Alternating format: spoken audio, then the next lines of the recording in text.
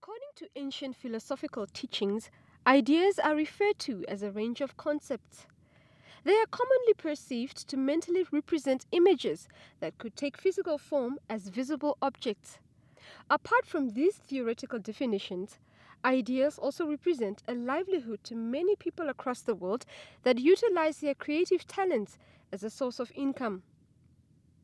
The World Intellectual Property Organization, WIPO, defines intellectual property as creations of the mind, inventions, literary and artistic works and symbols, names, images, and designs used in commerce. For this reason, it is commonly accepted that ideas and their creators are to be legally protected from theft and plagiarizing. Film producer Florian Schott is one of the more than 1 billion people whose career is based on the conceptualizing and execution of ideas. An acclaimed producer, Schott is dedicated to bringing the Namibian story to the screens.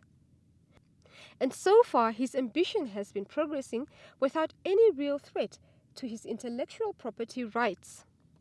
Here in Namibia, I didn't really have big problems with that because the community is quite small. So you do share things, you share scripts, you share your ideas for films, and you trust that obviously people don't steal your ideas. Also, I've been approached by a lot of young filmmakers and young authors, young writers, to look over their scripts to help them with that.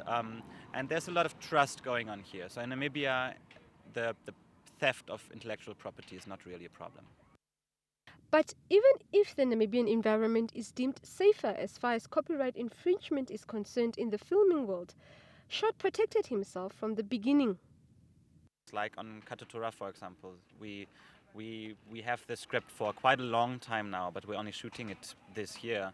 So what we were doing is giving people or whoever read the script confidentiality agreements. So basically that they will be bound to not talk about it and not give out any details about the film prior to the release of the film. Things are, however, not that rosy in other creative industries, such as Namibia's music industry.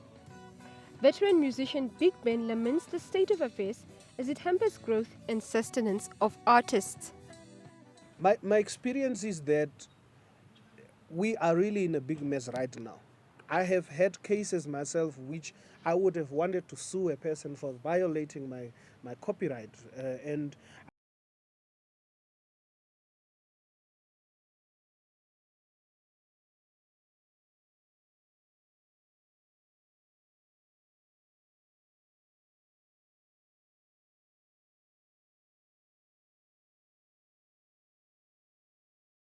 very discouraged, and I just decided, okay, well, let it go.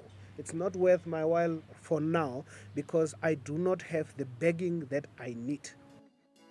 According to him, despite existing bodies aimed at protecting the rights of artists, rogue individuals still get away with theft and other forms of copyright infringements because laws are redundant. We have the Copyright Act of 1994. Now, please underline the word 1994. That is a law that is supposed to regulate an industry which changes 2-3 times a year, but it is 20 years old.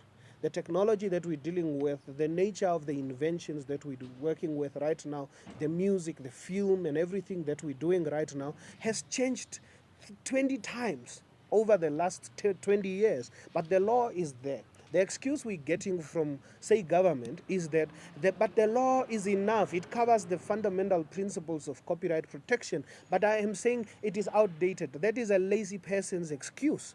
20 years, your job is to just push in another amendment to make sure that the internet revolution, this whole new thing that we're doing digitally, is taken care of. I'm actually waiting for a law that can say, here is a problem and here is a remedy. Big Ben says more needs to be done to root out copyright infringements.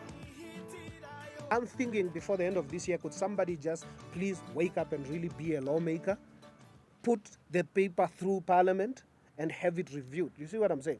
And secondly, that ministry also needs to wake up and start educating the target market. They need to start educating the creators and educating the consumers of the creations.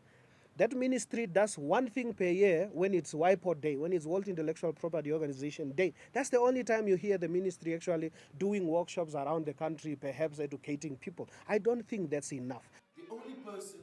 Shot, who is currently engaged with big-budget independent film Katutura, agrees that education is a means to strengthen the existing intellectual property framework. I think the most important thing would be to actually educate artists and filmmakers about what are their rights. Because in general, if you do a work of art, you should be protected because you should have the rights to that, or you do have the rights to that. But I don't think a lot of artists, be it filmmakers or musicians, really know what exactly are my rights, how can I protect my work. And a lot of people don't actually go through the trouble because they think it costs a lot of money and you need a lot of lawyers. So they actually just put something out there without actually knowing that. So I think the most important thing would be to actually educate artists how to copyright their work.